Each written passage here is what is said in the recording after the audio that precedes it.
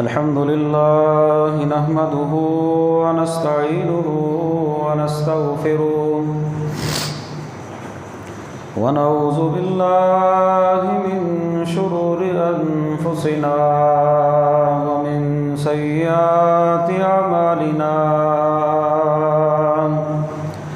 من يهده الله فلا مضل له ومن يضلل فلا هادي له وأشهد أن لا إله إلا الله وحده لا شريك له وأشهد أن محمدا عبده ورسوله أما بعد فإن خير الحديث كتاب الله وخير الهدي هدي محمد صلى الله عليه وسلم وشر الأمور محدثاتها وكل محدثة بدعة وكل بدعة ضلالة وكل ضلالة في النار.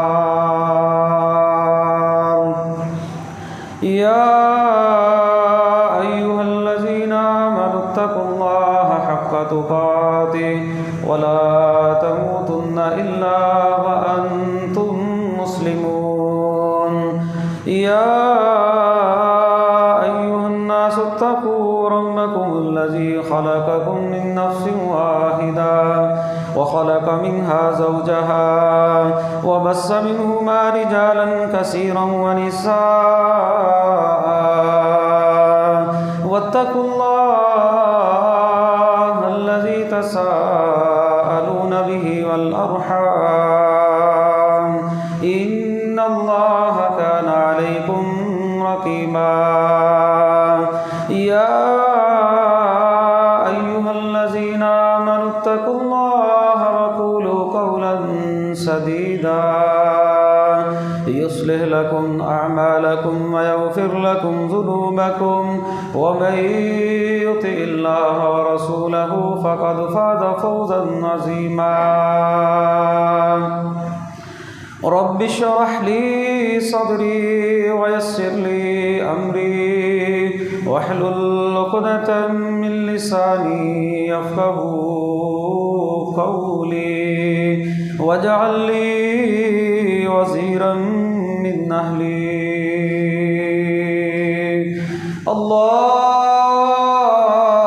اللهم انفعنا بما علمتنا وعلمنا ما ينفعنا وزدنا علما. أعوذ بالله السميع العليم من الشيطان الرجيم من همزه ونفخه ونفسه. بسم الله الرحمن الرحيم. ولله على الناس حج البيت من استطاع إليه سبيلا. ہر قسم کی حمد و ثنا، بڑائی، کبریائی، یکتائی، بادشاہی، شہنشاہی اللہ رب العالمین کی ذات کے لیے خاص ہے، جو علی کل شیء قدیر ہے، فعال لما یرید ہے. ہر چیز پر وہ قادر ہے، جو وہ چاہتا ہے وہ کرتا ہے. درود و سلام امام الانبیاء خاتم النبیین رحمۃ للعالمین جناب محمد رسول اللہ صلی اللہ علیہ وسلم کی ذات گرامی پر خاص. بخشش و رحمت کی دعا صحابہ کرام، اہل بیت، تابعین نظام، اولیاء کرام، محدثین نظام اور بزرگان دین کے لیے. حمد و ثنا کے بعد میرے قابل احترام بزرگوں، ساتھیوں، دوستوں، میری ماں اور بہنوں، حجۃ الوداع کے موقع پر جناب رسول اللہ صلی اللہ علیہ وسلم نے فرمایا تھا لِتَأْخُذُوا مَنَاسِكَكُمْ، لوگوں مجھ سے حج کے مسائل جو ہے وہ سیکھ لو. فَإِنِّي لَا أَدْرِي لَعَلِّي أَحُجُّ بَعْدَ حُجَّتِي هَذِهِ، میں نہیں جانتا شاید کہ میں اس حج کے بعد دوبارہ جو ہے وہ حج میں جو ہے وہ حاضر نہ ہو سکوں. रसूलुल्लाह सल्लल्लाहु अलैहि वसल्लम ने सहाबा इकराम रिज़वानुल्लाह अलैहिम अजमाइन को हज के तरीक़े जो है वो बतलाए और सिखलाए। चूँकि ये जो महीने हैं शव्वाल, ज़ुल्क़ाद और ज़ुल्हज का महीना, ये 3 महीने हज के महीने जो है वो होते हैं। अल हज्जु अशहुरुम मालूमात, ये हज के महीने हैं। शव्वाल का महीना गुज़र चुका, ज़ुल्क़ाद का जो है वो जारी है और आगे जो है वो ज़ुल्हज, इंशाअल्लाह आगे जो है वो ज़ुल्हज का महीना आएगा और ज़ुल्हज के महीने में जो है वो हज जो है वो अदा किया जाता है। इन दिनों में जाकर लोग जो है वो रवाना होते हैं हज के लिए, इसीलिए इन महीनों को भी हज का महीना जो है वो कहा जाता है। तो जो मेरी तरफ रहन दो मौलवी साहब, रहन दो, चल दो, कुछ नहीं होगा, 2-3 साल देने पर। तो जो मेरी तरफ ये जो महीने हैं ज़ुल्क़ाद, ज़ुल्हज और शव्वाल, 3 महीने जो है वो हज के मशहूर जो है वो महीने होते हैं। इन महीने में लोग जो है वो हज का सफ़र जो है वो करते हैं और ज़ुल्हज में जाकर जो है वो हज जो है वो अदा होता है। जनाब रसूलुल्लाह सल्लल्लाहु अलैहि वसल्लम ने 3 तरह के हज जो है वो बतलाए हैं। हज की जो अक़साम है बुनियादी तौर पर वो 3 किस्म की हैं। एक हज इफ़राद है, दूसरा हज किरान है, तीसरा हज तमत्तो है। हज इफ़राद ये होता है कि यहाँ से किसी भी मुल्क से बंदा जो है वो सिर्फ़ अकेले हज का इहराम बांधे और जाकर जो है वो हज का अदा करे और फिर हज के बाद जो है वो वापस आ जाए, ये होता है हज इफ़राद। एक होता है हज किरान। हज किरान ये होता है कि बंदा अपने घर से जो है वो या मीकात से इहराम बांधता है, इहराम बांधने के बाद जाकर पहले उम्रा अदा करता है। हज के दिन अभी नहीं आए, जब हज के दिन आते हैं तो इहराम को खोले बगैर हज के दिनों में हज के ऊपर जो है वो चला जाता है, फिर हज पूरा करता है, बाद में जाकर जो है वो इहराम खोलता है। एक हज की किस्म है हज तमत्तो। तमत्तो का माना होता है फ़ायदा उठाना। हमारे यहाँ बर्रे सगीर पाको हिंद से जाने वाले जो अक्सरियत लोगों की होती है वो हज तमत्तो करते हैं। मैं इंशाअल्लाह आज के इस खुतबे में मुख्तसर तौर पर हज का वो तरीक़ा बयान करना चाहता हूँ जो हज तमत्तो यहाँ से बर्रे सगीर पाको हिंद से जाने वाले लोग करते हैं। दुआ है अल्लाह रब्बुल आलमीन हमें इसी साल हज की तौफीक दे दे और हमें बार बार अल्लाह ताला अपने घर बैतुल्लाह का हज करने की तौफीक अता फरमाए। खुश नसीब वो लोग हैं जो चले जा चुके हैं और कुछ जा रहे हैं। शौक़ दिल में पैदा होना चाहिए क्योंकि इस्लाम का एक बुनियादी रुकन है हज। शायद ये जो मसाइल मैं आपको बताने जा रहा हूँ थोड़े से मुश्किल आपको लगेंगे, लेकिन अगर आप इन हिमाक से तवज्जो से मेरी बात को सुनेंगे इंशाअल्लाह इसका फ़ायदा भी होगा। जिन्होंने किया हुआ याद दहानी हो जाएगी और जिन्होंने नहीं किया हुआ शौक़ भी पैदा हो जाएगा और इंशाअल्लाह एक तरीक़ा ज़हन में बैठ जाएगा। ये बड़े बड़े लोग बड़े बड़े पैसे खर्च करके यहाँ से चले तो जाते हैं लेकिन मसनून हज से महरूम रह जाते हैं। इसीलिए नबी पाक सल्लल्लाहु अलैहि वसल्लम फरमा रहे हैं कि लोगों मुझसे हज का तरीक़ा जो है वो सीख लो, हज के मसाइल सीख लो, शायद मैं अगले साल तुम्हारे साथ यहाँ पर हज में मौजूद ना हूँ। और जनाब रसूलुल्लाह सल्लल्लाहु अलैहि वसल्लम ने अपनी सारी ज़िंदगी में सिर्फ एक ही हज किया था जिसे हज्जतुल वदा जो है वो कहा जाता है। तमत्तो का माना होता है फ़ायदा उठाना। तमत्तो में क्या होता है? हज तमत्तो में ये होता है कि पहले बंदा इहराम बांधता है और जाकर जो है वो उम्रा करता है। उम्रा करने के बाद इहराम को खोल देता है। वो बाकी दिन जब आते हैं हज शुरू होता है 8 ज़ुल्हज्जा को जाकर। 8 ज़ुल्हज्जा से पहले वो किसी भी वक्त चला जाता है, या सरकारी तौर पर जाए या प्राइवेट जाए, जैसे भी जाए वहाँ पर चला जाए, जाकर जो है वो उम्रा अदा करता है। उम्रा अदा करने के बाद इहराम खोल देता है, आज़ाद है। अपनी जिस तरह आम रूटीन में हम यहाँ पर ज़िंदगी गुजारते हैं वो भी आज़ाद है, अपनी बीवी के साथ भी रह सकता है, कोई ममानियत नहीं। फिर जब हज के दिन आते हैं फिर दोबारा उसके ऊपर इहराम की पाबंदियाँ शुरू हो जाती हैं। मैं मुख्तसर तौर पर इंशाअल्लाह पहले उम्रे का ज़िक्र आपके सामने करना चाहता हूँ क्योंकि हज तमत्तो करने वाले सबसे पहले यहाँ से जाकर उम्रा करते हैं। उम्रा करने का तरीका ये होता है, सबसे पहले जब बंदे ने इहराम बांधना होता है ना, इहराम 2 सफ़ेद चादरों का नाम है। मर्द के लिए 2 सफ़ेद चादरें, औरत के लिए जो है वो वही आम सादा लिबास है। عام سادہ لباس ہی عورت کا جو ہے وہ احرام والا لباس ہوتا ہے۔ صرف مرد کے لیے یہ ہوتا ہے کہ مرد نے اپنے سر کے اوپر کوئی ٹوپی نہیں پہننی، کوئی پگڑی نہیں پہننی، کوئی کپڑا نہیں رکھنا، اور اپنے جو ہے وہ جوتے ایسے نہیں پہننے جن کے ساتھ جو ہے وہ ٹخنے جو ہے وہ ڈھک جائیں۔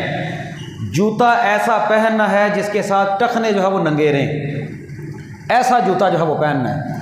اور باقی رہ گئی عورتوں کے لیے پردہ عام روٹین میں جس طرح جو ہے وہ عورت اپنا جو ہے وہ پردہ کرتی ہے ان دنوں میں بھی کرے گی، لیکن حدیث میں آتا ہے نہ تو دستانے پہنے گی اور نہ ہی جو ہے وہ نقاب کرے گی۔ نقاب کیا ہوتا ہے؟ نقاب یہ ہوتا ہے کہ عورت جو ہے وہ اپنے ناک کے اوپر اپنی پٹی کو ساتھ رکھتے ہوئے نقاب کر لیتی ہے، جس طرح عام گھروں میں عورتیں کر لیتی ہیں اپنے دوپٹے کے ساتھ، اسے کہتے ہیں نقاب کرنا۔ یہ نقاب کرنا حدیث میں آتا ہے حج اور عمرے میں منع ہے، لیکن امی عائشہ فرماتی ہیں جب مرد حضرات ہمارے سامنے آتے تو ہم اپنے کپڑوں کو اپنے سامنے جو ہے وہ ڈال لیتی۔ نقاب منع ہے، وہ جو کپڑا سر سے اپنے چہرے کے اوپر ڈالنا ہوتا ہے نا، وہ منع نہیں ہے۔ حج اور عمرے کے درمیان بھی عورت نے پردہ کرنا ہے، وہاں پر بھی چھٹی کوئی نہیں۔ بعض خواتین یہ سمجھتی ہیں کہ وہاں پر جا کر جو ہے وہ شاید ہمارے پردے کی چھٹی ہو گئی ہے، پردے کی چھٹی کوئی نہیں، ویسے ہی غیر محرم مردوں سے پردہ کرنا ہوتا ہے۔ لیکن شاید بنیادی مسائل سے ہم لوگ اتنے لا علم ہیں جہاں سے خواتین غیر محرم مردوں کے ساتھ چلی جاتی ہیں بغیر محرم کے بغیر عورت کا نہ عمرہ ہوتا ہے نہ حج ادا ہوتا ہے۔ یہاں سے گروپوں کی صورت میں چلے جاتی ہیں، وہ کہتی ہیں یہ میرا بھائی ہے، یہ میرا بیٹا ہے۔ وہ گروپ والے پہلے ہی بنیادی طور پر ہی جھوٹ بول دیتے ہیں کہ یہ عورت کا بھائی ہے، یہ عورت کی بہن ہے، یہ عورت کا جو ہے وہ باپ ہے، محرم بنا دیتے ہیں اس کو کاغذوں میں، حالانکہ وہ محرم نہیں ہوتا۔ تو گروپوں کی صورت میں آپ کسی گروپ میں بھی جاتے ہوں، ساتھ خواتین ہو، خواتین کے ساتھ جو مرد ہوتے ہیں، وہاں پر جا کر بھی عورت نے پردہ کرنا ہوتا ہے، حتیٰ کہ طواف بیت اللہ کے درمیان بھی پردہ کرنا ضروری ہے، لیکن نقاب نہیں کرنا۔ نقاب اور چادر اپنے چہرے پر ڈالنے میں فرق ہے، دستانے نہیں پہننے، مرد حضرات نے اپنے سروں کو ننگا رکھنا ہے۔ یہ عام سادہ سا جو ہے وہ احرام ہے۔ مرد کا 2 سفید چادریں سلی ہوئی نہ ہو، الگ الگ چادریں ہوں، ایک چادر کا جو ہے وہ اس نے تہبند بنا لینا ہے، دوسری چادر کو اس نے جو ہے وہ اپنے اوپر جو ہے وہ لپیٹ لینا ہے۔ یہ 2 چادریں احرام کی۔ لیکن احرام باندھنے سے پہلے بندے کو چاہیے کہ غسل کرے، غسل کر کے خوشبو کا استعمال کرے۔ احرام کو نہیں لگانی، احرام کو خوشبو نہیں لگانی، خوشبو اپنے جسم پر لگا لے، خوشبو والے صابن سے نہا لے، صفائی کر لے، اپنے بال اتار لے، جو اس نے کرنا ہے صفائی پہلے کر سکتا ہے۔ لیکن جب اس نے احرام باندھ لینا ہے، احرام باندھنے کے بعد اس کے اوپر جو پابندیاں آتی ہیں، نہ تو وہ خوشبو لگائے گا، نہ تو وہ اپنے کسی قسم کے بال کو اتارے گا، نہ تو اپنے کسی قسم کے ناخن کو توڑے گا، نہ کسی کو تکلیف دے گا، نہ زبان سے تکلیف دے گا، نہ ہاتھ سے تکلیف دے گا۔ یہ ساری پابندیاں جو ہے وہ آ جاتی ہیں۔ چونکہ ہمارا جو سفر ہوتا ہے، پہلے ہوتا تھا باہری سفر، اب ہوتا ہے ہمارا جو ہے وہ زیادہ جو ہے وہ ہوائی سفر۔ باہری سفر میں یا پہلے لوگ اونٹوں پر سفر کرتے تھے، کھچروں پر سفر کرتے تھے، بری سفر بھی کرنا پڑتا تھا، کئی دنوں کا، مہینوں کا سفر ہوتا تھا، اور راستے میں لوگ شکار بھی کر لیتے تھے۔ جب لوگ آپ احرام باندھ لیتے ہیں، نہ آپ شکار کر سکتے ہیں، نہ شکار کی طرف انگلی کر کے اشارہ ہی کر سکتے ہیں، کسی کو کہہ سکتے ہیں کہ وہ شکار ہے، شکار کر کے لے آؤ، یہ بھی منع ہے۔ لیکن اگر آپ جہاز میں سفر کر رہے ہیں تو سمندر کی مچھلی کا شکار حلال ہے، احرام کی حالت میں بھی۔ کلی طور پر شکار حرام نہیں، سمندری شکار آپ کے لیے حلال ہے اگر آپ نے احرام باندھا ہو۔ پہلے لوگ بحری جہاز میں جاتے تھے، اب بھی جاتے ہیں، لیکن زیادہ تر ہمارے بر صغیر پاک و ہند سے لوگ جانے والے ہوائی جہاز سے جاتے ہیں۔ احرام گھر سے باندھ لیں، ایئرپورٹ سے باندھ لیں، لیکن اصولی طور پر احرام باندھنا ہوتا ہے بندے نے میقات پر جا کر۔ اب ہمارا جو بر صغیر پاک و ہند کا جو میقات ہے نا، پہلے میقات تھے 5، اب انہوں نے نا ایک باہری میقات بھی بنایا ہے، تو تقریباً 6 میقات ہو گئے ہیں۔ پوری دنیا سے آنے والے جو لوگ ہوتے ہیں نا، وہ گول دائرے چکر میں انہوں نے اس کے میقات جناب رسول اللہ صلی اللہ علیہ وسلم نے بتلائے ہوئے ہیں کہ یہ جگہ ہے تمہارے احرام باندھنے کی۔ اب چونکہ وہاں پر احرام باندھا نہیں جاتا، ہم لوگ جہاز میں ہوتے ہیں، جہاز میں احرام باندھنا مشکل ہوتا ہے، اور جب وہ جگہ آتی ہے نا احرام والی، کیونکہ یہاں سے جہاز جاتا ہے جدے، اکثر جدے جاتے ہیں، مدینے جائے پھر تو راستے میں میقات آ جاتا ہے، اکثر یہاں سے جہاز جو ہے وہ جدے جاتے ہیں۔ اب جدہ پر جب آپ جاتے ہیں تو آپ کا میقات ہے عربی میں جو جناب رسول اللہ نے مقرر کیا وہ یلملم۔ یلملم جو جگہ ہے وہ جہاز میں ہی آ جاتی ہے، اب وہ جہاز والا جو ہے وہ آپ کو بتا دیتا ہے کہ بھئی آپ کے میقات کی جگہ آ گئی ہے، وہاں پر آپ نے نیت کر لینی ہے۔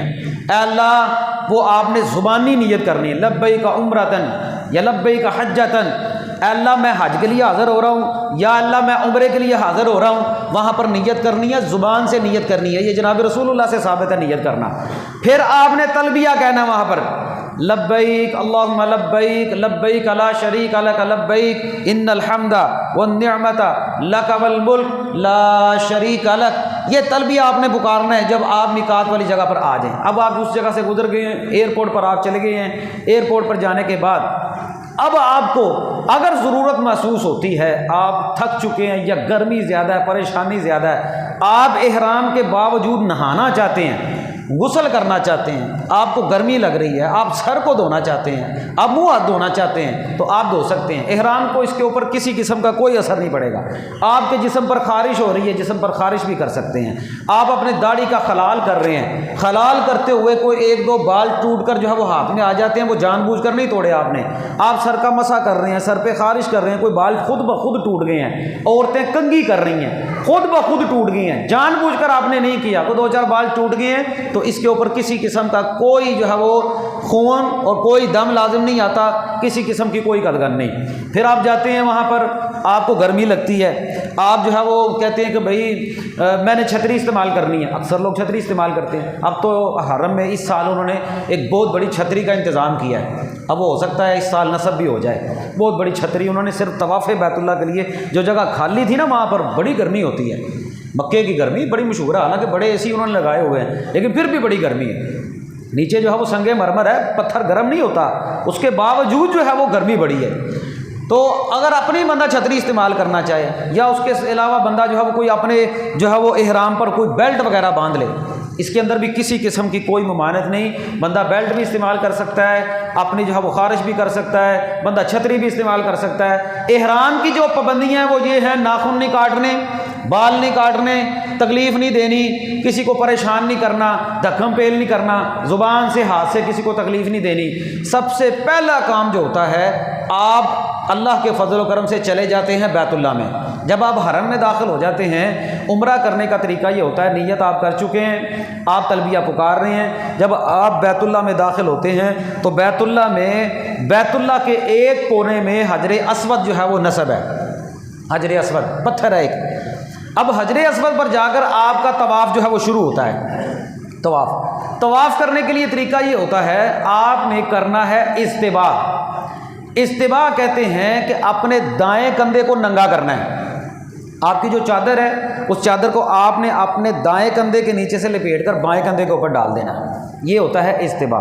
آپ چلے گئے حجر اسود کے سامنے، رش بہت زیادہ ہوتا ہے، اگر حجر اسود پر جا کر حجر اسود کا بوسہ لے سکتے ہوں تو لے لیں، اگر نہیں لے سکتے ہاتھ لگا سکتے ہو لگا لیں، نہیں تو پھر دور سے جو ہے وہ آپ اشارہ تو کر سکتے ہیں، وہ آپ وہاں پر بسم اللہ اللہ اکبر کہہ کر آپ نے اشارہ کرنا ہے اور آپ نے طواف جو ہے وہ شروع کر دینا ہے۔ جس طرف حجر اسود ہے، یہ چار کونوں کے اندر بیت اللہ ہے، اس کونے کے اندر حجر اسود ہے، اس کونے سے آپ نے پچھلی جانب جا کر حجر اسود سے آپ طواف شروع کرتے ہیں۔ وہاں پر لوگ ہم نے دیکھے ہیں، پاکستانی، انڈین اور اس طرح کی جو افریقی قسم کے لوگ ہوتے ہیں نا، ان لوگوں کے دماغوں میں پتہ نہیں کیا بات ڈال کر بھیجی جاتی ہے، یہ ان کے دماغوں میں ویسے ہی لا علمی کی وجہ سے ہے، یہ حجر اسود کا بوسہ لینے کے لیے نا حدود اللہ کو توڑ دیتے ہیں۔ حجر اسود پر ہوتا ہے بہت زیادہ رش، حجر اسود کو چومنے کے لیے نا اپنی پسلی بھی نکلوانی پڑے نا تو شاید ہی نکلوا لیں، وہ مرنا تھوڑی ہے وہاں پر، ایک دوسرے کے اوپر چھلانگ لگا کر اوپر جا کر جو ہے وہ ایک دوسرے کے نیچے کے، حالانکہ احرام کی پابندیاں یہ ہیں کہ تم نے ناخن بھی نہیں کاٹنا، احرام کی پابندی یہ ہے کہ کسی کو زبان سے بھی برا بھلا نہیں کہنا، لیکن وہاں پر حجر اسود پر لوگ حجر اسود کا بوسہ لینے کے لیے دوسروں کو تکلیف بھی دینی پڑے نا تو تکلیف بھی دیتے ہیں، حالانکہ یہ ممن ہے، عام مسجدوں میں عام جگہوں پر کسی کو تکلیف نہیں دے سکتا بندہ، لیکن جہاں پر حجر اسود ہو تو پھر مجھے اللہ نے موقع دیا، میں وہاں پر گیا تو حجر اسود پر نا ایک عربی پمفلٹ تقسیم کر رہا تھا، عربی کے اندر پمفلٹ تھا۔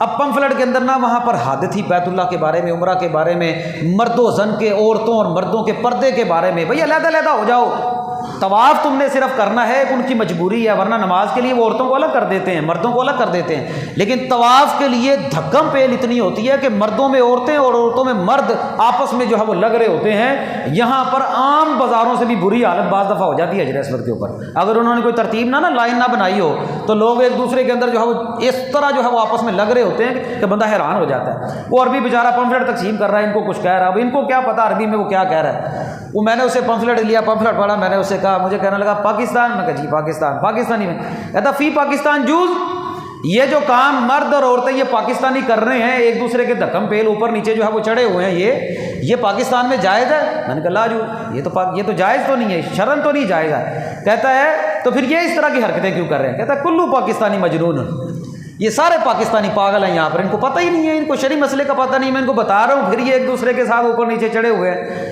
وہ خیر حجر اسود کے بوسہ لینا اگر لے سکتے ہو تو ٹھیک ہے، نہیں لے سکتے ہاتھ سے اشارہ کر لیں، اگر ہاتھ لگا سکتے نہیں تو پھر دور سے بسم اللہ اللہ اکبر کہہ کر آپ کا طواف شروع ہو گیا۔ اب آپ نے پہلے 3 چکروں میں رمل کرنا ہے۔ رمل کیا ہوتا ہے؟ 3 چکروں میں ہلکی ہلکی دوڑ لگانا، یہ مردوں کے لیے ہے، ہلکی ہلکی 3 چکروں میں دوڑ لگانا۔ اب یہ دوڑ لگانا جو ہے، جب آپ ان چکروں میں جا کر آپ نے جب دوڑ لگانی ہے، حجر اسود سے لے کر رکن یمانی تک کا جو سفر ہے، پھر اس کے درمیان آگے آتی ہے رکن یمانی، رکن یمانی سے لے کر دوبارہ حجر اسود تک آنے تک ایک دعا ہے جو جناب رسول اللہ سے ثابت ہے، باقی پورے طواف میں کوئی خاص دعا جناب رسول اللہ سے ثابت نہیں ہے۔ لوگ اتنی لمبی لمبی چوڑی چوڑی دعائیں لے کر آتے ہیں، الگ الگ چکروں کی الگ الگ دعائیں جو ہے وہ پڑھ رہے ہوتے ہیں، کوئی دعا نہیں ہے۔ آپ طواف کرتے کرتے پہنچتے ہیں رکن یمانی پر، رکن یمانی تک کوئی بھی دعا پڑھ لیں۔ جب آپ رکن یمانی پر آئے ہیں، آپ بسم اللہ اللہ اکبر کہہ کر رکن یمانی کو چھو سکتے ہیں تو چھو لیں، نہیں چھو سکتے تو پھر دور سے ایسے ہی گزر جائیں۔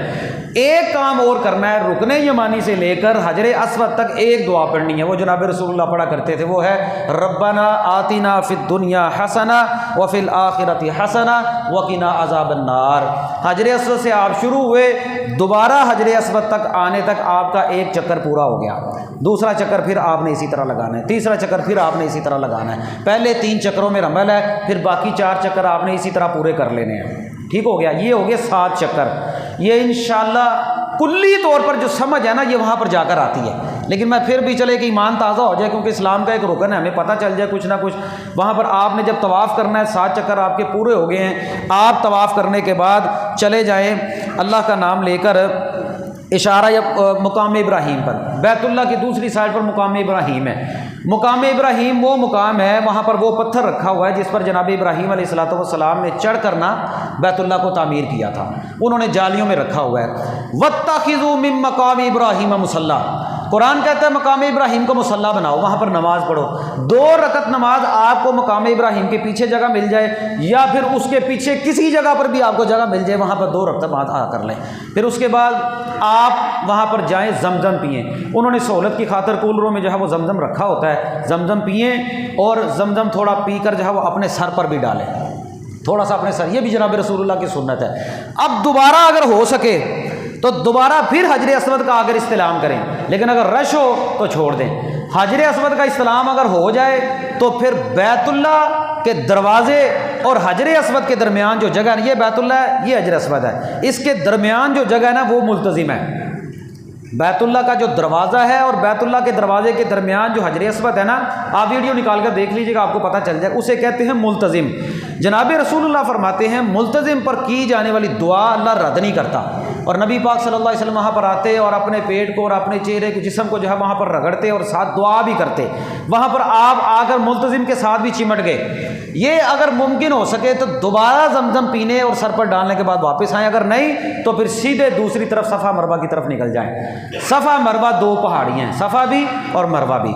اب آ گئے آپ صفا پہاڑی پر، صفا پہاڑی پر آپ آ جائیں اور اللہ کا نام لے کر جو ہے وہ صفا پہاڑی پر چڑھ جائیں۔ وہاں پر اب چڑھنا تو ممکن نہیں ہے، لیکن جتنا ہو سکے وہاں پر اوپر کی طرف ہو کر، وہاں پر سب سے پہلے آپ نے کرنا کیا ہے، آپ نے دعا پڑھنی ہے، قرآن کی آیت پڑھنی ہے، ان الصفا والمروۃ من شعائر اللہ فمن حج البیت او اعتمر فلا جناح علیہ ان یطوف بہما فمن تطوع خیرا فان اللہ شاکر علیم۔ یہ دعا پڑھنی ہے۔ دعا پڑھنے کے بعد آپ نے جو ہے وہ صفا پہاڑی کے اوپر منہ بیت اللہ کی طرف کر کے آپ نے ایک دعا پڑھنی ہے، لا الہ الا اللہ وحدہ لا شریک لہ لہ الملک و لہ الحمد یحیی و یمیت وہو علی کل شیء قدیر، لا الہ الا اللہ وحدہ لا شریک لہ انجز وعدہ ونصر عبدہ وہزم الاحزاب وحدہ۔ تفصیل کا وقت نہیں ہے، یہ دعا یہ بھی یاد کرنی ہوتی ہے۔ یہ دعا بیت اللہ کی طرف منہ کر کے آپ نے پڑھنی ہے۔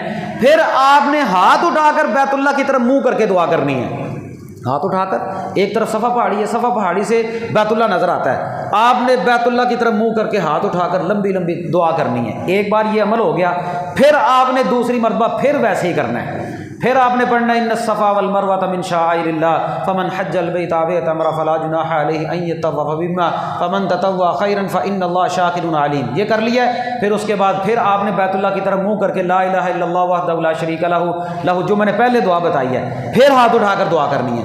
پھر تیسری مرتبہ پھر یہی عمل دہرانا ہے، آیت پڑھنی ہے، پھر دعا پڑھنی ہے، پھر ہاتھ اٹھا کر دعا کرنی ہے۔ اب صفا سے آپ نے شروع ہونا ہے، صفا سے آپ چلے گئے مروہ پر، مروہ پر جا کر آپ کا ایک چکر پورا ہو گیا۔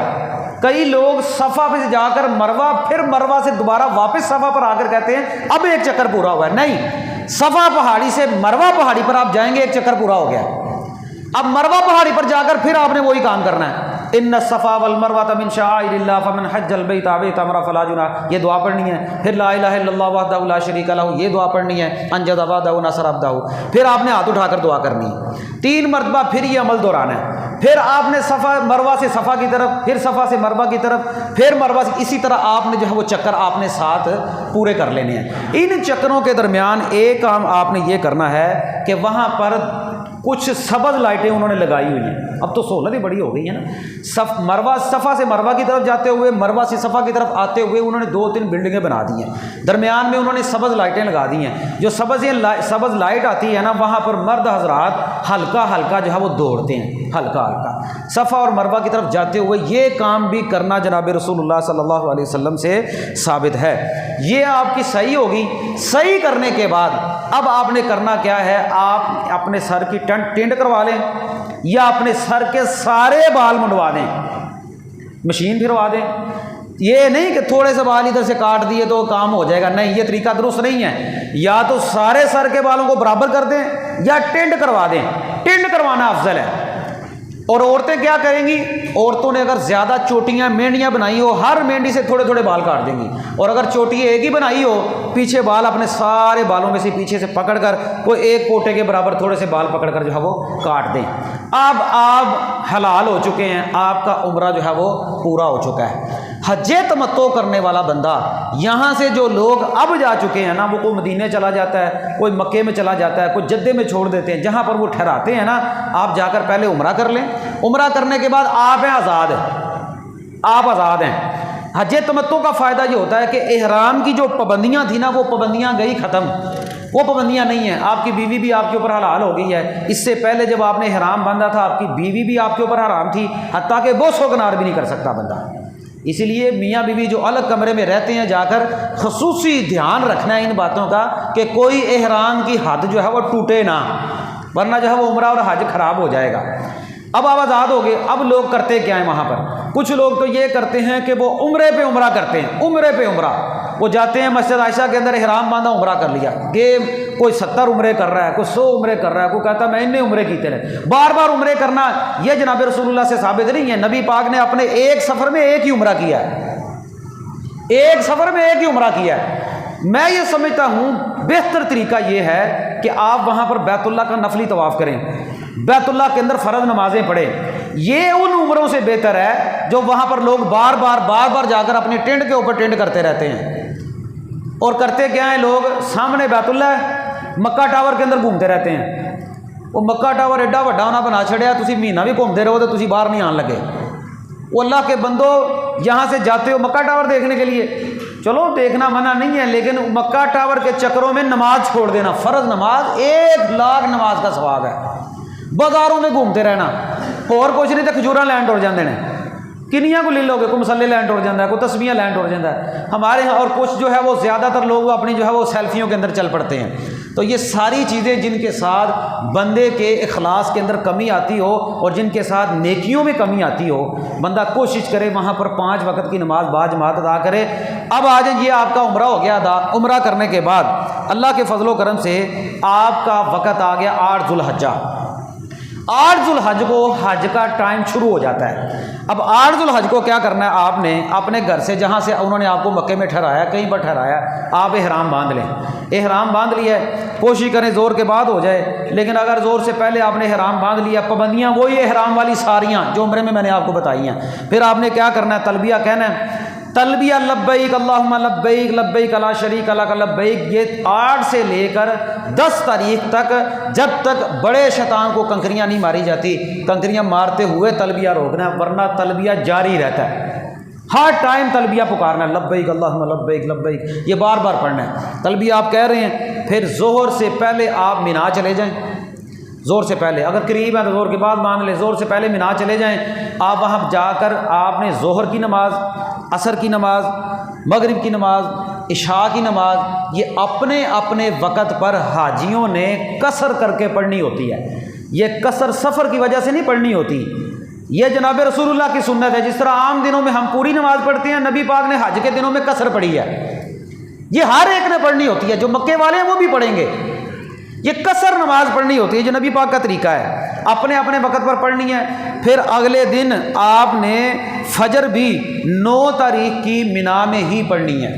مینا میں پڑھ کے پھر آپ فجر جب طلوع شمس ہو جاتا ہے، اس کے بعد آپ 9 تاریخ کو عرفات چلے جاتے ہیں، یوم عرفہ۔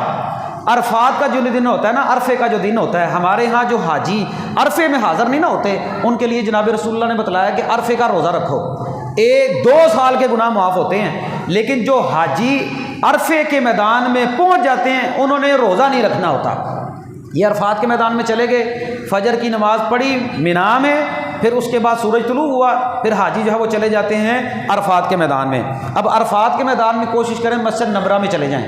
مسجد نبوی میں جا کر اگر جگہ مل جائے ٹھیک ہے، نہ ملے پھر عرفات کے میدان میں کسی جگہ بھی آپ کو جگہ مل جائے، وہاں پر آپ ظہر اور عصر کی نماز اول وقت میں ادا کریں گے۔ ظہر اور عصر کی نماز اکٹھی پڑھیں گے۔ ایک اذان 2 تکبیر کے ساتھ حاجی پڑھتے ہیں، اذان ایک ہوتی ہے، ایک بار تکبیر پڑھی، اللہ اکبر اشہد ان لا الہ الا اللہ اشہد ان محمد رسول اللہ، حی علی الصلاۃ حی علی الفلاح قد قامت الصلاۃ قد قامت الصلاۃ، اللہ اکبر لا الہ الا اللہ۔ زور کی نماز پڑھ لی، قصر پڑھی، زور کی نماز کے بعد ساتھ ہی تکبیر کہی، پھر عصر بھی پڑھ لی۔ پھر وہاں پر خطبہ ہوتا ہے، جس خطبے کو ہم بھی ساری دنیا میں سنتے ہیں۔ مسجد نبوی میں جو ہے وہ امام حج جو ہے وہ خطبہ دیتا ہے، اس خطبے کو سنیں، حاجی سنتے ہیں۔ پھر اس خطبے کے بعد سارا دن وہاں پر رہنا ہوتا ہے عرفات کے میدان میں۔ عرفات کے میدان میں دعائیں کریں، جی بھر کر حاجیوں نے دعائیں کرنی ہوتی ہیں۔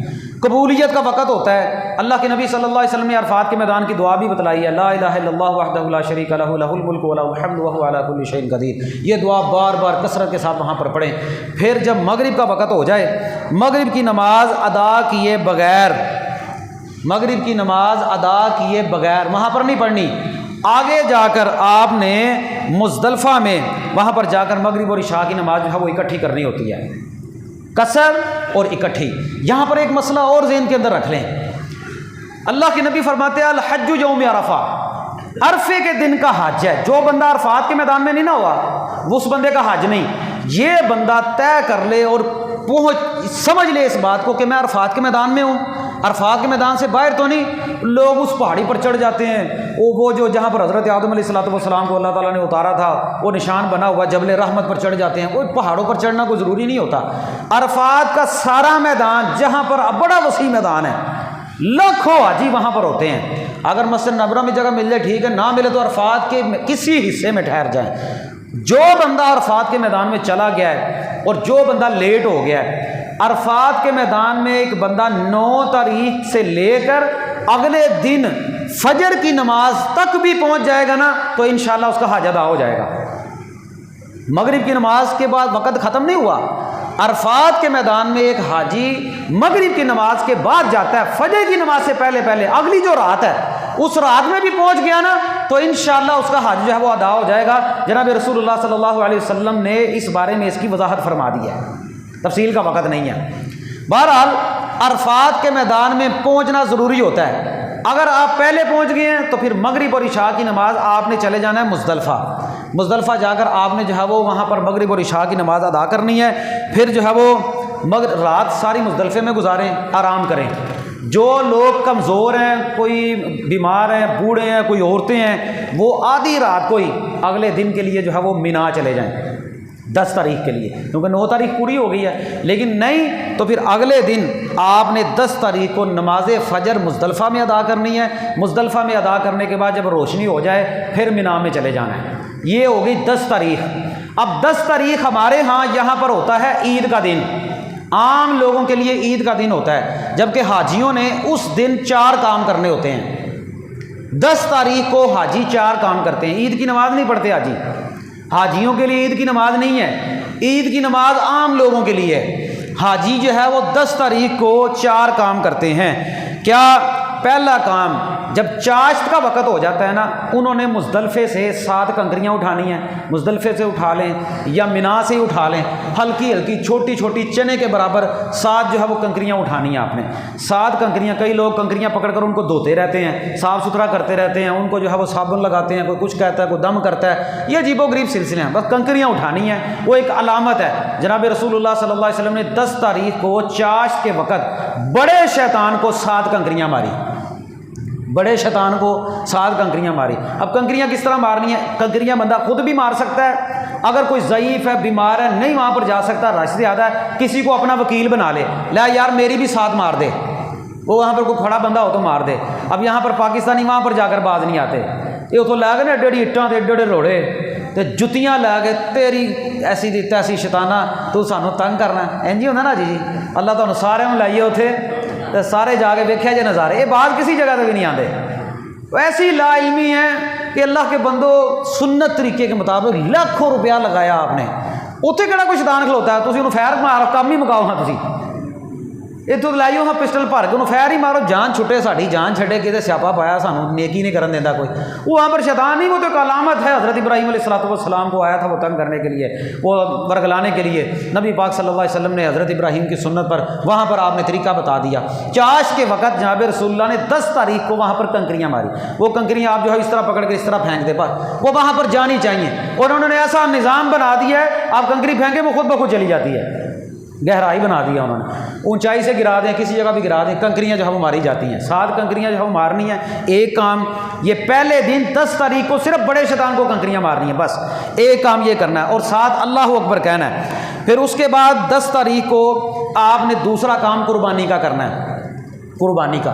قربانی 10 تاریخ کو ہو جائے، قربانی 11 کو ہو جائے، قربانی 12 کو ہو جائے۔ یہ جو حاجی جو جاتے ہیں نا یہ سرکاری طور پر، ان کی قربانی اکثر ہم لوگ خود تو کرتے نہیں، مینا میں وہ لوگ خود ہی کر دیتے ہیں، ساتھ بتا دیتے ہیں بھئی آپ کی قربانی ہو گئی ہے، آپ کی قربانی ہو گئی ہے۔ اگر ہو سکے تو قربانی کا گوشت وہ دیتے ہیں تو اس میں سے کچھ کھانا بھی سنت ہے، نبی پاک صلی اللہ علیہ وسلم کی یہ بھی سنت ہے، لیکن اتنے ہوں ساڈا بس نہیں چلتا، اتنے ہوں سارا کسی کو دینا پیندا ہے، تھوڑا جا کھانا پیندا ہے، تو جے ساڈا بس چلے ہی فریزر اتنے بھی نال لے جائیے، بندہ لا کے نال واپس لے آئے، جی میں اتنے کرنے اسی، حوصلہ اتنے بھی کوئی نہیں پیندا، حوصلہ اتنے بھی کوئی نہیں پیندا، چھوٹا بکرا، مچھلی، چامپاں، یہ سارا کچھ اتنے کرتے نا، قربانی کر کے تو سائڈ تے لا لینے کہ وہ ٹکے لاواں گے، یہ وہاں پر نہیں بس چلتا، وہاں پر قربانی ہو گئی ہے، کچھ نہ کچھ وہ دے دیتے ہیں، پوچھتے ہیں بھئی آپ کو چاہیے قربانی، اپنی قربانی سے لے لیں، کچھ نہ کچھ کھائیں۔ نبی پاک نے 100 اونٹ قربان کیے تھے، 100 اونٹ، لیکن نبی پاک صلی اللہ علیہ وسلم کی سنت دیکھیں، آپ نے غالباً حضرت علی کو یا صحابی کو کہا تھا سارے اونٹوں میں سے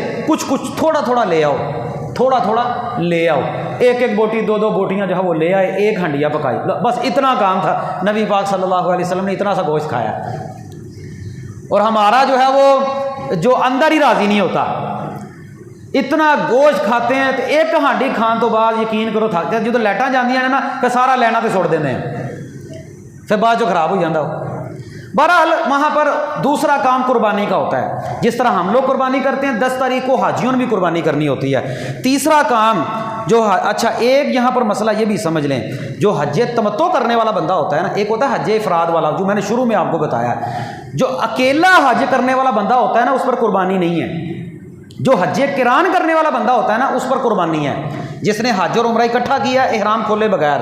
اور جو پاکستان سے لوگ جاتے ہیں، ہم لوگ جو جاتے ہیں ہم حج تمتع کرتے ہیں، ہمارے اوپر بھی قربانی لازم ہے، حج کی قربانی ضرور کرنی ہے۔ اگر بالفرض کوئی وجہ ایسی بنی، پیسے نہیں ہے، کوئی کام ایسا ہو گیا قربانی نہیں کر سکا، تو قرآن یہ کہتا ہے 10 روزے رکھو، 10 روزے رکھنے ہیں، 3 روزے حج میں رکھنے ہیں، 7 روزے واپس آ کر رکھنے ہیں۔ یہ قربانی کی جگہ پر 10 روزے رکھنے ہیں۔ یہ دوسرے بارے میں اس کی بھی وضاحت موجود ہے۔ فَمَن لَّمْ يَجِدْ فَصِيَامُ ثَلَاثَةِ أَيَّامٍ فِي الْحَجِّ وَسَبْعَةٍ إِذَا رَجَعْتُمْ تِلْكَ عَشَرَةٌ كَامِلَةٌ۔ ٹھیک ہے، یہ اللہ تعالیٰ نے جہاں وہاں پر یہ مسئلہ بتا دیا۔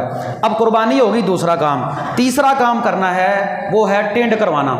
وہ ٹینڈ کروا لیں آپ اپنی، اور عورتیں جو ہے وہ بال کٹوا لیں۔ اب آپ جو ہے وہ اپنا احرام کھول سکتے ہیں، لیکن اگر احرام آپ نے کھول لیا یا احرام باندھے بھی آپ چلے گئے ہیں، آپ کے اوپر آپ حلال ہو چکے ہیں۔ 10 تاریخ کو ٹینڈ کروانے کے بعد آپ حلال چکے ہیں۔ اب آپ نے مینا سے جانا ہے سیدھا مکے چلے گئے 10 تاریخ کو۔ 10 تاریخ کو جا کر پھر بیت اللہ کا ایک طواف کرتے ہیں، اسے کہتے ہیں طواف افاضہ۔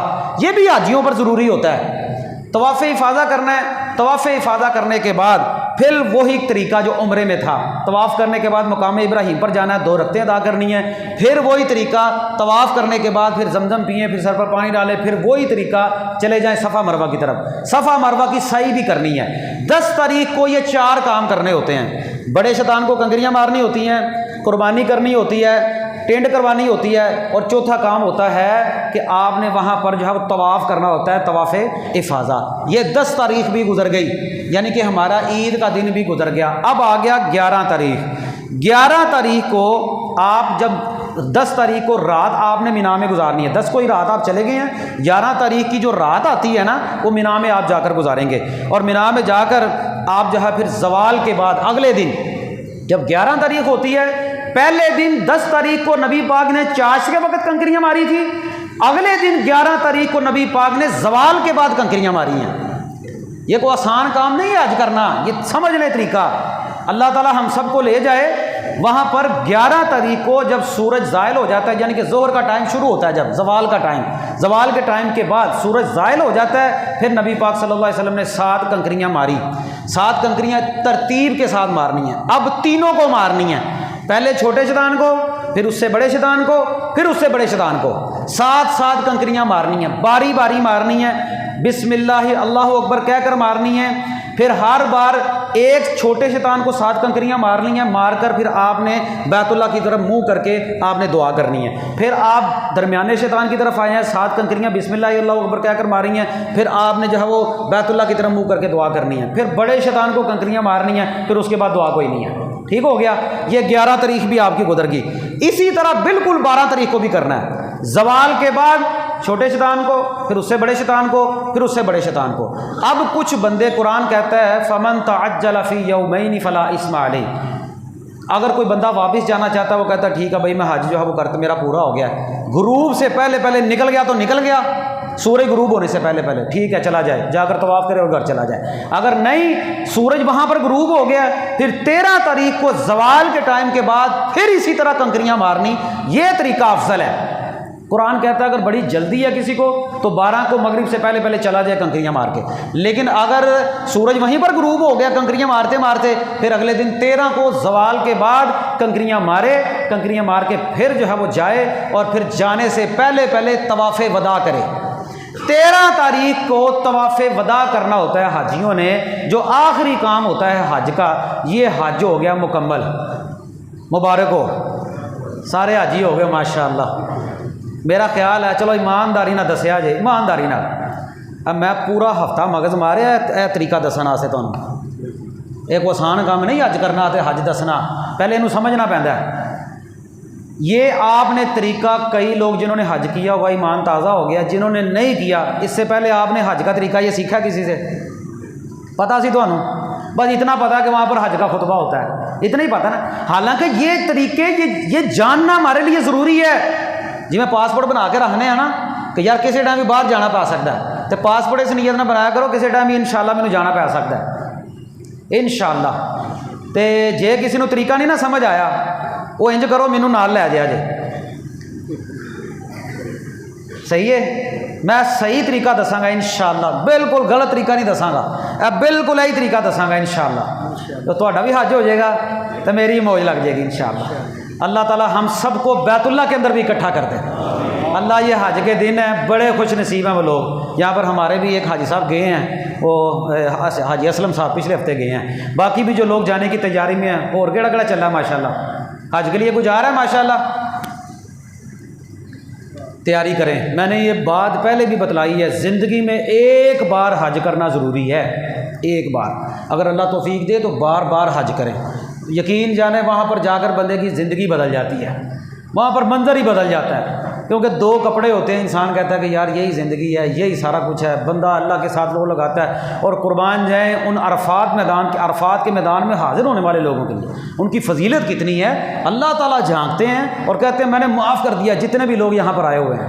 سبحان اللہ. اور پچھلے خطبے میں نے حدیث سنائی تھی, حاجی اللہ کے مہمان ہوتے ہیں, جو بھی یہ دعا کرتے ہیں اللہ ان کی دعا کو قبول کرتا ہے.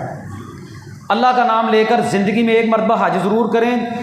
خالی قربانی کرنے سے کام نہیں چلے گا.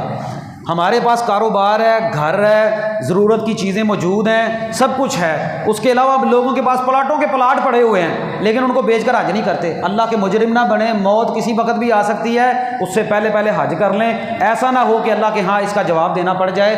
اللہ تعالیٰ سے دعا ہے اللہ ہمیں صحیح معنوں میں قرآن و سنت کے مطابق حج بیت اللہ کی سمجھ عطا فرما. اے اللہ ہمیں بھی بار بار اپنے گھر بیت اللہ کا حج اور عمرہ کرنے کی توفیق عطا فرما. مختصر آپ کو پھر میں بتا دوں, یہاں پر سے جانے والے جو حاجی ہوتے ہیں نا, 3 قسم کا حج کرتے ہیں. ایک حج افراد ہوتا ہے, آپ نے احرام باندھا ہے خالی حج کا. ایک احرام ہوتا ہے حج اور عمرے کا اکٹھا باندھا ہوتا ہے, اسے کہتے ہیں حج قران. عمرہ کیا, عمرہ کرنے کے بعد احرام نہیں کھولا. 8 تاریخ کو حج کا موسم شروع ہوتا ہے, تاریخ شروع ہوتی ہے, پھر اس کے بعد پھر دوبارہ شروع ہو جاتے ہیں. پاکستان سے جو جانے والے لوگ ہیں یہ حج تمتع کرتے ہیں, زیادہ جاتے ہیں, احرام باندھتے ہیں, عمرہ کرتے ہیں, احرام کھول دیتے ہیں. پھر اس کے بعد جب آتی ہے 8 تاریخ کو دوبارہ احرام باندھتے ہیں, پھر حج کرتے ہیں. پھر اس کے بعد انہوں نے اپنے طریقے کے مطابق واپس آنا ہوتا ہے. اقول قولی ھذا استغفر اللہ لی و لکم.